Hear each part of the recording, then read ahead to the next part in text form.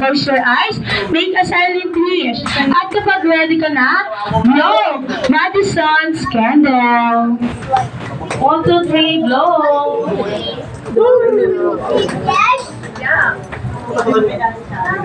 Yay! Mamaya po kayo tayo.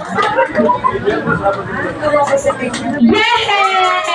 Ayan, mami. Ayan, bago tulungan matapos ang birthday celebration ni Baby Madison, ano po ang birthday wish mo para sa kanya? Sana lumaki siyang mabait na bata. Ayun. Ayun lang po, ma'am. Wala na po. Baka kasi maiyak si mami. Saan ka ba maiiyak, ma'am? Sa babayaran mo, mami. Si Lola po. Nasa po yung mga lola?